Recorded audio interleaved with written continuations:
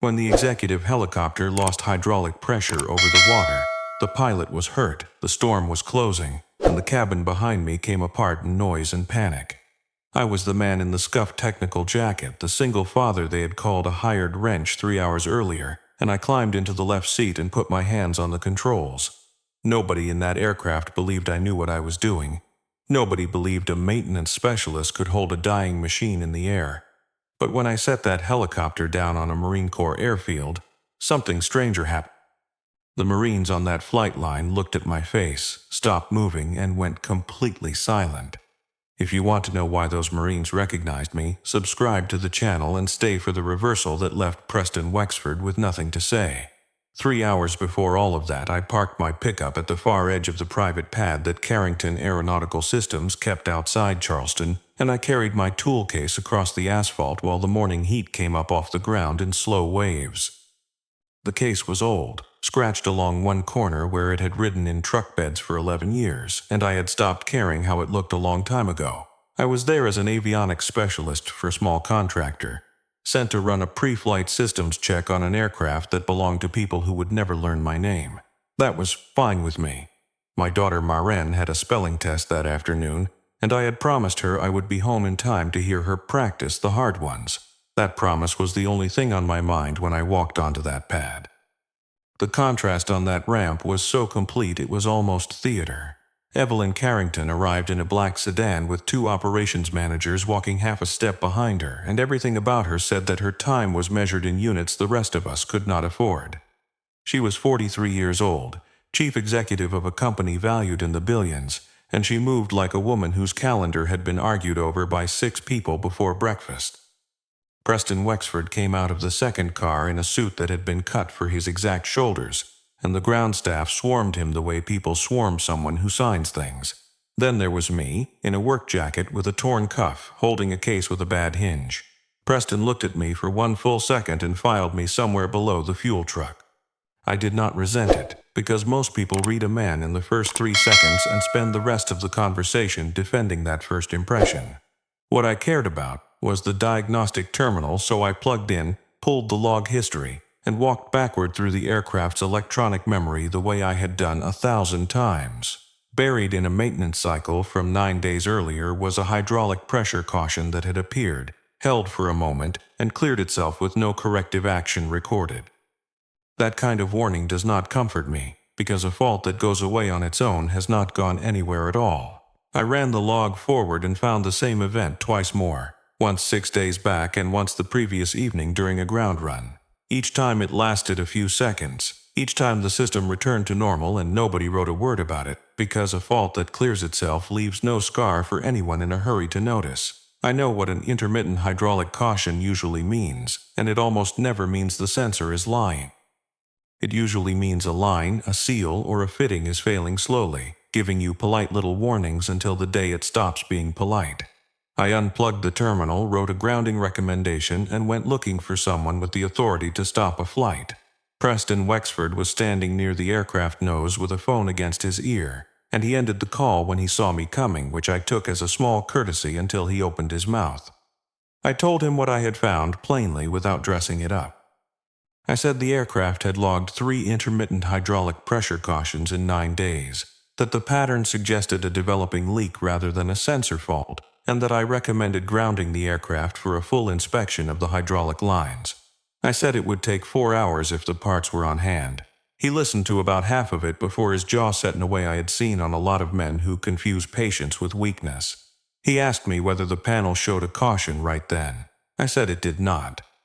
He asked me whether the pilot had signed the aircraft as flyable.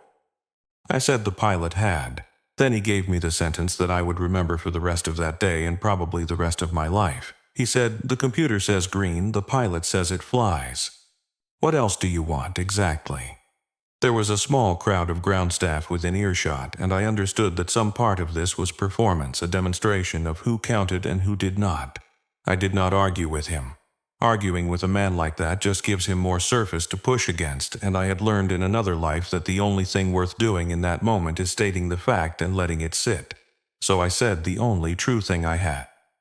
I told him, machinery doesn't care about your schedule. He went very still, and I watched something cold move behind his eyes, because a man who has never been told no by anyone below him hears that sentence as an insult rather than a warning. Then he told me I was paid to check equipment, not to decide the chief executive's itinerary. And he walked away toward the sedan. Evelyn Carrington heard the last part of it. I know she did, because she was standing 10 feet away with a folder in her hand, and she looked over at exactly the wrong moment for me and the right moment for the story. Later she would tell me what went through her head, and I have thought about it many times since, because it was not malice. She saw a man in a torn jacket disagreeing with her executive vice president about an aircraft that 3 separate systems had already declared airworthy. She had a meeting in 90 minutes with a technology firm she intended to acquire before the markets closed, a deal her board had been circling for 11 months. She trusted her operations department.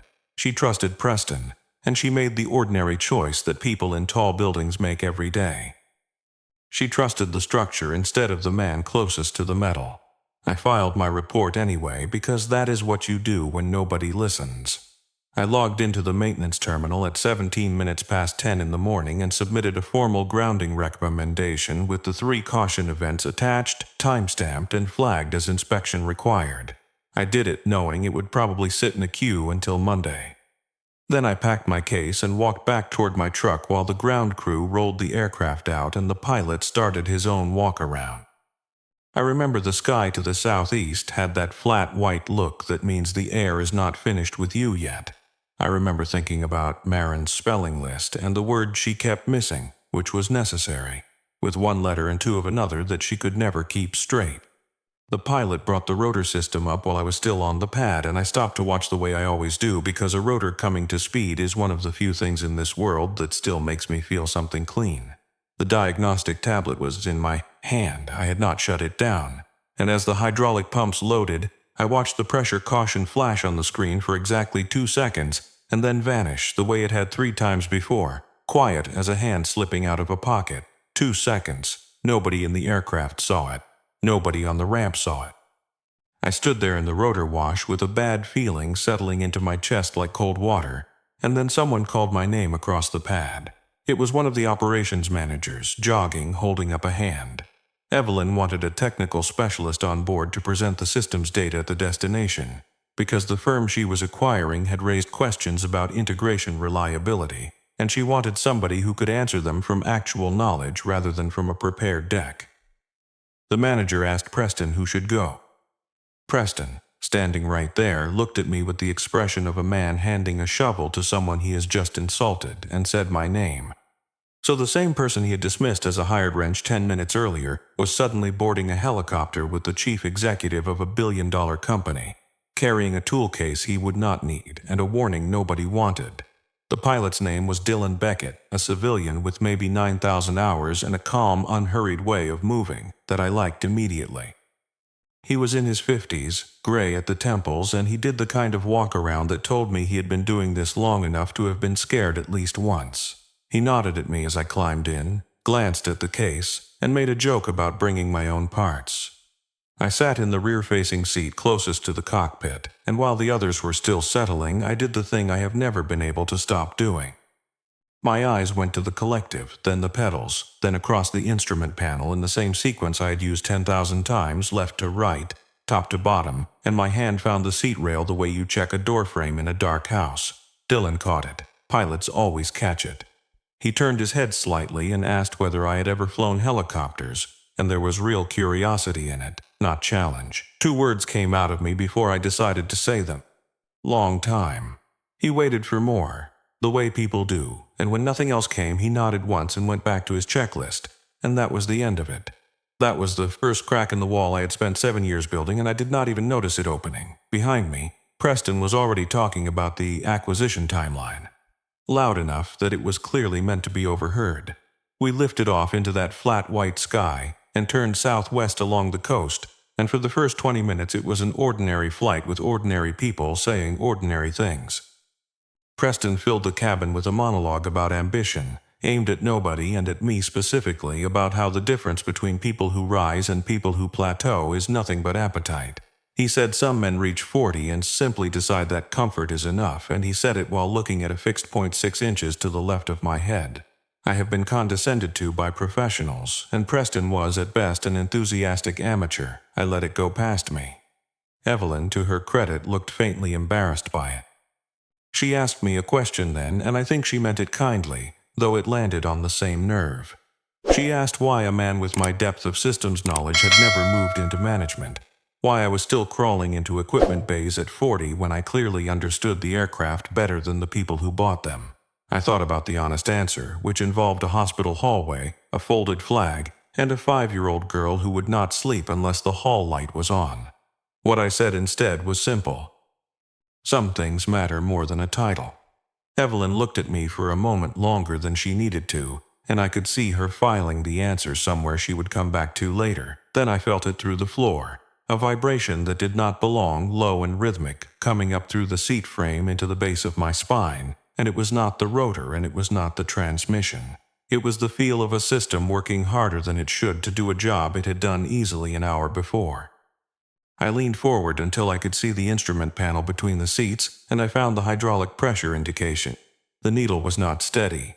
It was moving, a small oscillation a few units down and back, like a pulse in a wrist you are not sure you should be worried about. Dylan's shoulders had changed. He had seen it too. Preston did not feel any of it, or if he did, he had already decided it was somebody else's category. He leaned into the space between the seats and told Dylan we had 20 minutes and that the market closed at 4 and that the other side would take a delay as a signal of weakness. Dylan did not answer him. I did. I said, "We may not have 20 minutes." Preston turned on me with that particular flair of a man who has just realized the person he insulted is now the person talking about survival, and before he could assemble a reply, the aircraft answered for me. The master caution light came on, amber and steady and utterly indifferent to everyone's calendar. The weather in front of us had thickened fast the way coastal weather does, a gray wall stacking up over the water with the light going strange and green underneath it, and Dylan was already calling a turn to route around it. That is when the hydraulic pressure fell. It did not fall gently. It dropped through a third of its range in about 4 seconds. Held there long enough for my stomach to understand what was happening, and then climbed halfway back, which is the cruelest thing a failing system can do because it invites you to hope. I knew then, with complete certainty, that the intermittent caution on the ground had never been a sensor problem. Something in that hydraulic circuit had been leaking for 9 days, and the flight loads had just finished the job that time had started. Dylan was fighting it. I could see it in the tendons of his forearms. When hydraulic assistance degrades in an aircraft like that, the control forces stop being suggestions and start being labor, and every input costs you strength you were not budgeting to spend. He got the nose back where he wanted it and held a shallow descent to get us under the worst of the weather. And for maybe 40 seconds it looked survivable in the ordinary way. Then we hit a downdraft on the leading edge of the storm cell. The floor dropped out from under us, and the aircraft fell far enough that everything unsecured in the cabin came up off the deck. Dylan's shoulders slammed into the edge of his seat frame with a sound I felt in my own teeth. I heard him make a noise, short and wrong, and when the aircraft steadied I saw that his right arm had gone loose against his side. He was still flying. He was flying with his left hand and a great deal of stubbornness, and his right hand was on the cyclic but not gripping it, just resting there like a hand on a table. His face had gone gray under the sweat. I had my harness off before I had made any conscious decision about it, and I came forward between the seats and got myself into the left-hand position, which is a thing you should never do in a helicopter that is already losing control authority, and which I did anyway. Dylan turned his head and looked at me. He asked the question directly, 3 words, and there was no politeness left in it at all. "You know how to fly?" I did not answer him, because the answer was long and this was not the hour for it. Instead, I asked him the only question that mattered in the flat, stripped-down cadence of a language I had not spoken out loud in 7 years. "How much hydraulic assist do you have left?" He blinked once. I saw the recognition land on him, and it was not recognition of my face. It was recognition of a rhythm, the way a musician hears another musician tune up. Technicians do not ask that question in that order, in that voice. "Half on the number 2 system. Dropping," he said. "Number 1's gone. Controls are heavy and getting heavier." I put my hands on the controls and something happened to me that I had not felt since I was 33 years old. My shoulders came down. My breathing lengthened. The noise in the cabin behind me stopped being noise and became information I could either use or ignore. The quiet man who fixed circuit boards for a living in South Carolina went somewhere else, and in his place was somebody I thought I had buried, and my hands knew the machine before my mind finished agreeing to it. I took it.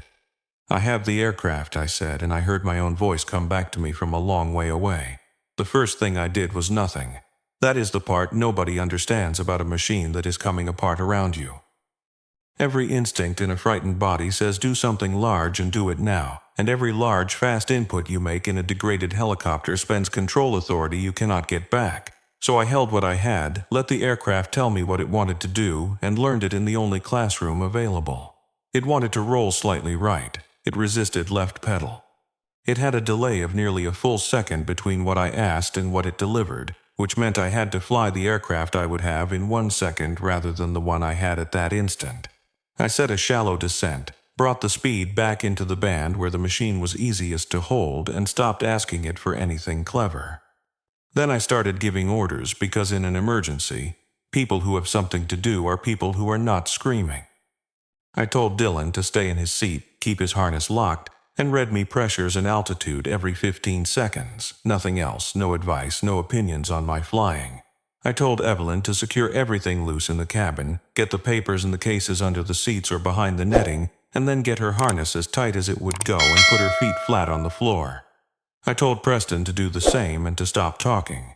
Evelyn moved immediately. That surprised me, and it was the first thing about her I genuinely respected. Preston found his voice again about 90 seconds later, and what he found was fear dressed as authority. He wanted the nearest civil airport, he named it, and he told me to turn toward it in the tone of a man who has never had an instruction declined. I looked at where that field sat and I told him no.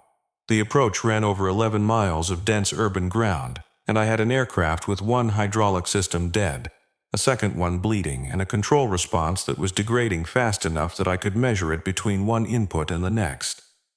If it quit over houses, it would not just be 4 of us. He said the thing he thought would end the conversation. "This is a Carrington aircraft." I did not raise my voice. "I have found that you almost never need to." I said, "Right now it's an aircraft in distress. There's no chief executive on board, no vice president, and no technician. There's a pilot and 3 passengers, and I'm the pilot." That was the moment the power in that cabin changed hands, and everyone in it felt the change, including me. Preston sat back. He did not say another word for 11 minutes. Behind his fear I could already see something else assembling itself, the beginning of a story in which none of this was his fault, but I did not have the room to worry about it yet. I ran the map in my head, and the map in my head was older and better than it had any right to be. Coastal South Carolina, southwest of Charleston, 100 degrees of ocean to my left and marsh and pine to my right, and one field within reach that had 11,000 feet of runway, a full crash and rescue detachment, and controllers who would clear everything out of my way in under a minute if I gave them the right words. Marine Corps Air Station Beaufort. I said the name out loud so Dylan could confirm the bearing, and I heard my own voice hesitate for about a quarter of a second on the word Marine, which is a thing that had not happened to me in years. I got on the radio at 12 miles. My voice changed the instant I keyed the microphone, and there was nothing I could do about it, because the phrasing you learn under pressure at 25 years old is welded to you forever. Short, flat, front-loaded with the things that matter. I declared the emergency, gave the aircraft type and registration, gave the failure, gave my position and my intentions, and asked for the longest surface they had with rescue equipment standing by. The controller came back fast and clean, and there was a beat of silence at the end of his transmission that I did not have time to think about. Then he asked me for the number of people on board. 4 souls, I said. The hydraulic pressure kept walking down. At 9 miles, I had to use both hands on the cyclic to hold a heading, and the aircraft had developed a slow right drift that I was correcting continuously rather than occasionally, which is how you know you are approaching the end of what the machine will give you. I understood by then that I was going to get one approach. Not one good approach and a go-around if it looked wrong. One. If I arrived high or fast or misaligned, I would not have the control authority to fix it and come back around, and the difference between a landing and a crash would be measured in whether I had made my mistakes early enough to correct them gradually. So I started my descent absurdly early and made it absurdly shallow. spending distance instead of control inputs because distance was the only currency I had left. Preston chose that moment to reach for his phone. He wanted his assistant. He wanted the corporate counsel. He wanted the communications director. And he was saying all three names in a rising voice while I was flying an aircraft with 14% hydraulic assistance toward a runway I could not miss. Evelyn turned around in her seat and told him to shut his mouth. She did not say it the way executives say things. She said it the way a person says it, and it was the first entirely honest sentence I heard from anyone in that cabin. He put the phone down. She turned back and watched me fly, and something in her face reorganized itself permanently in those seconds. There was a keychain in my jacket pocket. Marin made it in the 3rd grade out of yellow and blue plastic cord, uneven, with a knot at the top she was proud of, and it has ridden in that pocket every working day since. In the descent, it started to vibrate against my chest in time with the airframe, a small, insistent tapping. And at 7 miles I looked down at the shape of it Ebrick for exactly 1 second. I did not think about my wife. I did not think about the ocean under us. I thought about a 9-year-old at a kitchen table with a spelling list, and then I put my eyes back on the instruments and I did not look down again. The last 400 feet were the longest of my life. I brought the descent rate down gradually, using distance the way I had planned to, and the aircraft got heavier in my hands with every foot, so that by the end I was flying with my shoulders and my back and not just my arms. Altitude peeled away, the runway filled the windscreen.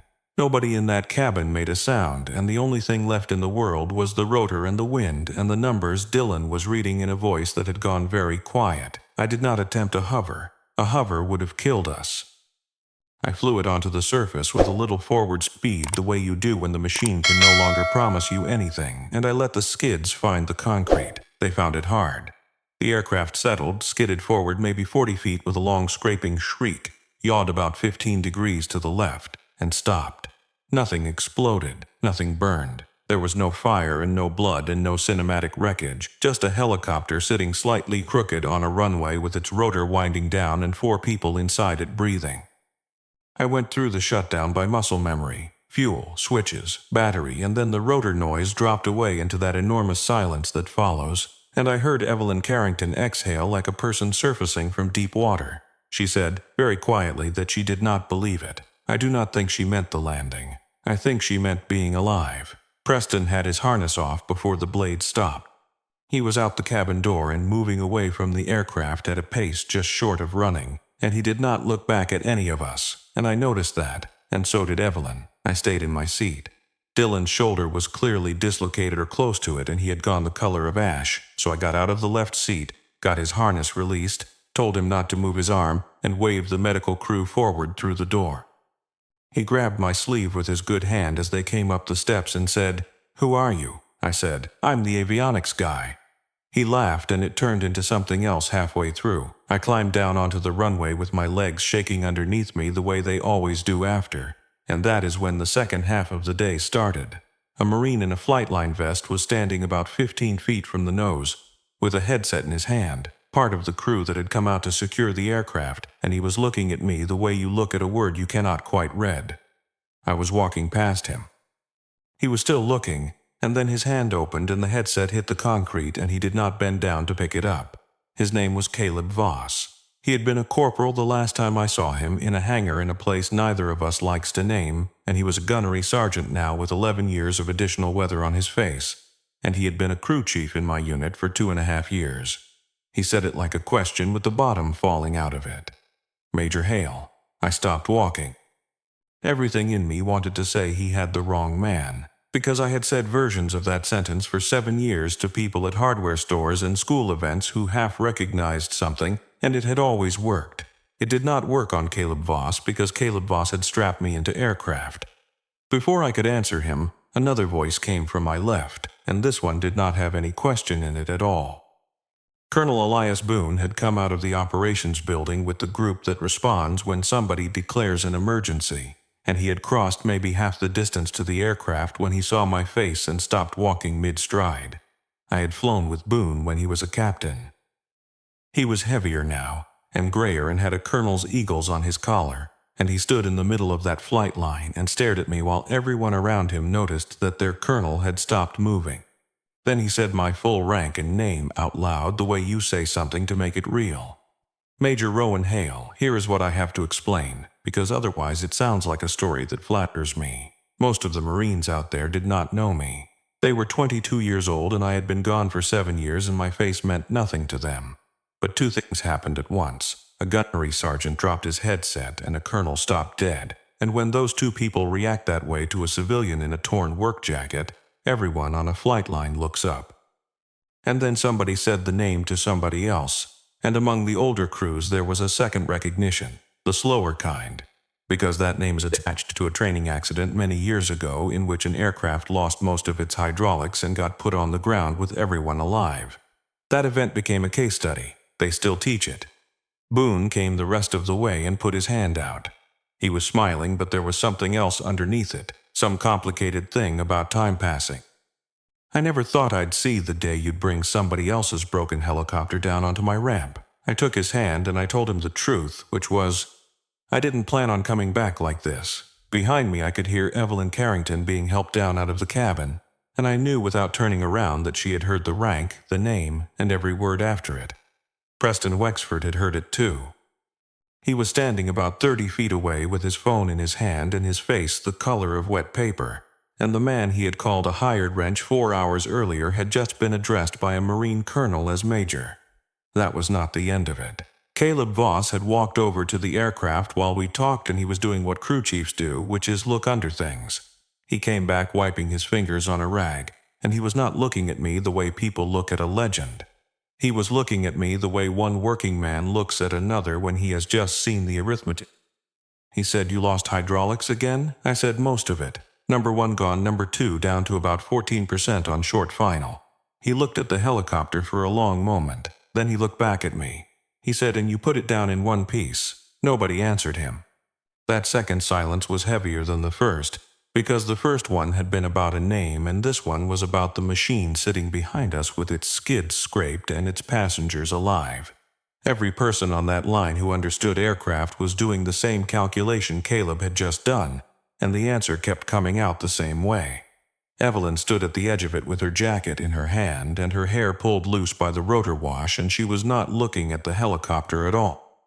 She was looking at me, and I could see her rebuilding the entire morning from the ground up, starting with a conversation on a ramp near Charleston that she had chosen not to interrupt.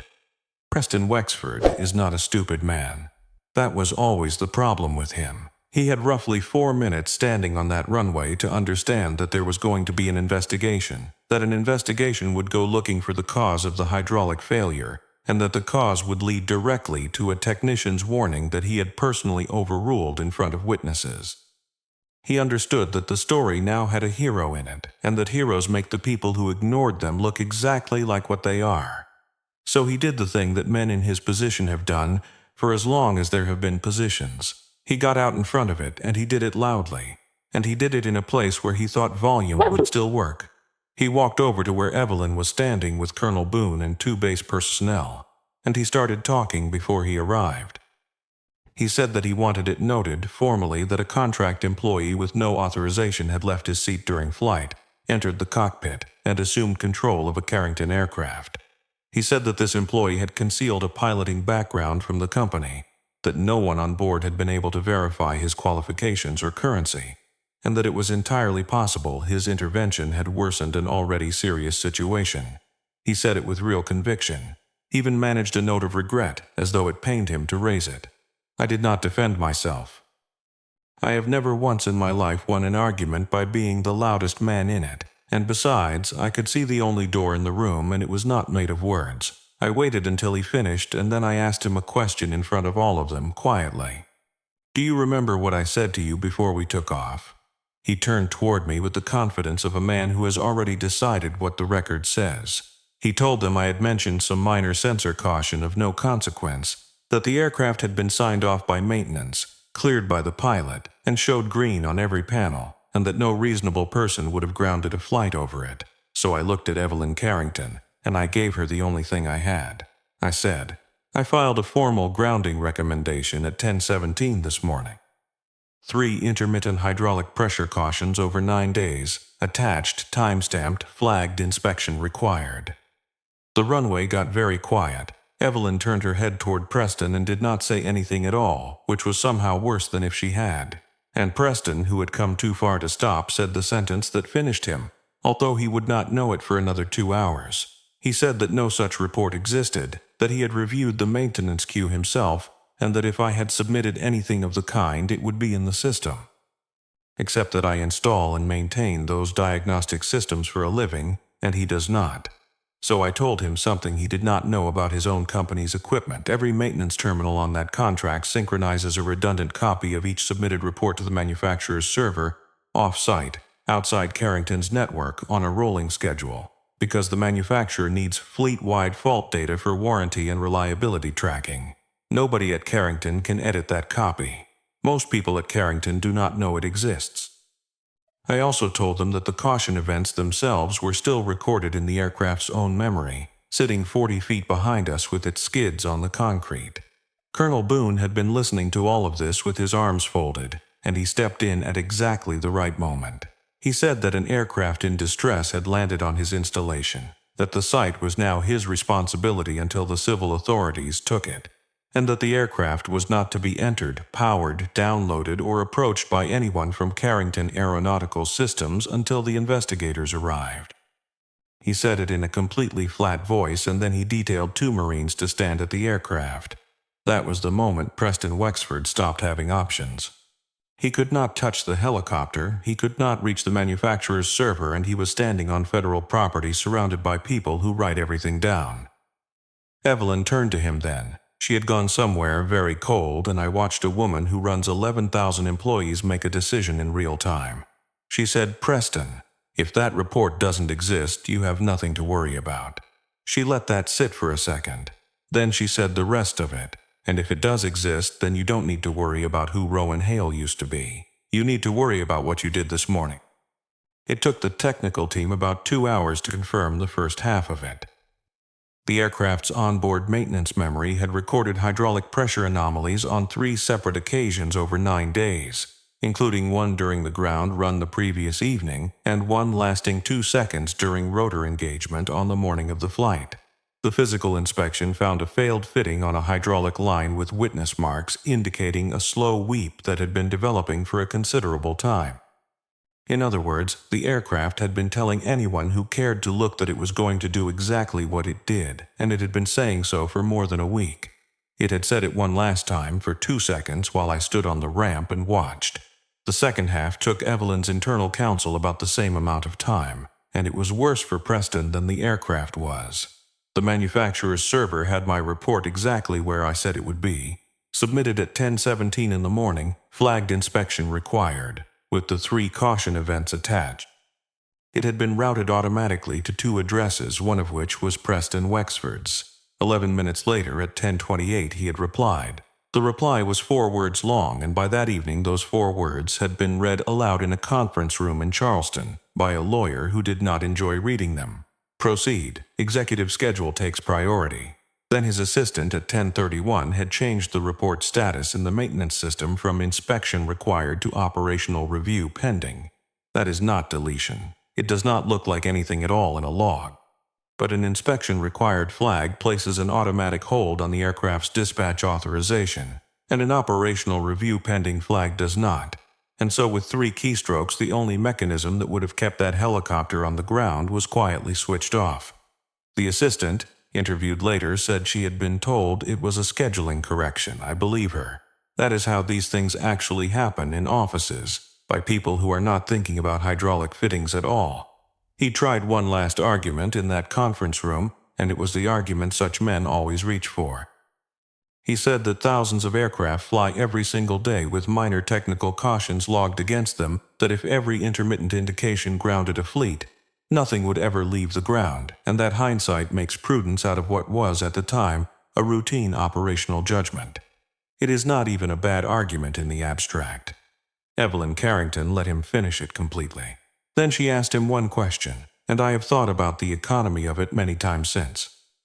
She said, "And how many of those flights needed a former Marine major to keep the chief executive from going into the ocean?" Evelyn suspended him that night from all executive responsibility connected to aviation operations pending the board's investigation. There were no handcuffs. Nobody was dragged out of a building. The acquisition closed 9 days later without him in the room, which I think wounded him more than anything else, and the board's review took 4 months and ended his career at Carrington in a press release of 2 paragraphs that did not use the word dismissed. The punishment arrived through the only channel that could reach him. It came for the things he had actually valued, which were the office, the name on the door, and the assumption that his judgment outranked the machinery. She found me later that first evening in the medical section on the base, where a corpsman had decided that my hands would not stop shaking and that I ought to sit down about it. Dylan was 2 rooms over with his shoulder immobilized, telling anyone who came within range about the approach. Evelyn came in still wearing the same clothes, holding 2 paper cups of terrible coffee, and she sat down across from me and asked the question she had been holding since a Marine dropped a headset on the flight line. She asked why a man with my record had spent 7 years letting people assume he was nobody in particular. So I told her. I told her that for 11 years the Marine Corps had every part of me that mattered, that I had been an instructor pilot, that I had loved it in a way that is difficult to explain to people who have not had a thing like that. I told her about the training accident that made my name into a case study, and how little it had felt like heroism at the time, and how much it had felt like arithmetic. And then I told her that my wife died in the spring of a year I do not say out loud, and that afterward there was a 5-year-old girl in a house who had exactly 1 parent left, and that the Marine Corps needed me somewhere else at least 200 days a year. Then she offered me a job, not a technician's job. She wanted to build a flight safety and airworthiness function at Carrington that reported directly to her, outside of operations with authority to ground aircraft, and she wanted me to run it. She was not being sentimental about it, and I respect her for that. She said she had watched her own company nearly kill her because a system had been built in which the person with the most relevant knowledge had the least standing to act on it, and she said she was not interested in fixing that with a memorandum. I did not accept on the spot. This is not the kind of story where a poor man suddenly becomes rich, and I would not tell it if it were. What actually mattered to me was much narrower than money, and I told her exactly what it was. I said I would come in and discuss it, seriously, on one condition. The next time a technician tells you an aircraft shouldn't fly, the chief executive hears that before she hears the schedule, not after, not as a note in a summary. She said yes without hesitating, and then she said something I did not expect, which was that she had heard me say almost that exact thing on a ramp near Charleston at 9 in the morning, and had chosen the calendar anyway, and that she intended to remember it. We shook on it. I have found her to be a person who keeps her word, which is rarer than competence. They drove me toward the gate a little after 8 that evening. Caleb Voss and Colonel Boone were waiting near the vehicle, which I had a strong suspicion was not a coincidence, and the 3 of us stood there in the last of the light with the flight line stretching away behind them. Boone asked me the question he had clearly been carrying around all afternoon. He said, "You really don't miss it?" I looked past him at the ramp, where 2 crews were turning aircraft in the blue-dark rotors coming up to speed. That sound rolling across the concrete and into my chest the way it has since I was 24 years old. I did not lie to him. I told him of course I miss it. Some days I miss it so much I have to go stand in the yard. Then my phone rang in my pocket, and the name on it was Marin, and everything on that flight line got very small and very far away. I held up one finger to a Marine colonel, which I would not have dared to do in another life, and I answered it. "Hey, kiddo." She wanted to know why I was late and whether I had remembered that necessary has 1 C and 2 S's, and I told her I had remembered, and that I was on my way, and that I would tell her about my day when I got home. I did not tell her about my day for another 2 years. I walked to the car with the phone against my ear and got in. Behind me, Caleb Voss stood watching the car pull away, and he asked Colonel Boone the question that I think is the actual center of this whole thing. He asked, "Do you think he knew somebody here would recognize him when he put it down?" Boone watched the taillights go toward the gate for a while before he answered. He said no, and then he said the rest of it. That's exactly why Rowan Hale is Rowan Hale. I was not there to hear it, and I have only Caleb's word for it, and Caleb has never lied to me about anything that mattered. Because the truth is that I did not come back for the rank, or the recognition, or to be addressed by a title I stopped using 7 years ago. I came back because there were 4 people in an aircraft that was coming apart, and because a 9-year-old girl in South Carolina had a spelling test she wanted to practice, and because the only thing I have ever really been trying to do since the spring my wife died is get home. The Marines on that flight line saw a major. Evelyn Carrington saw a leader she had overlooked. Preston Wexford saw the end of his career walking toward him in a torn work jacket. What I was the entire time was a father driving home with a keychain made of yellow and blue cord in his pocket, and that was always enough.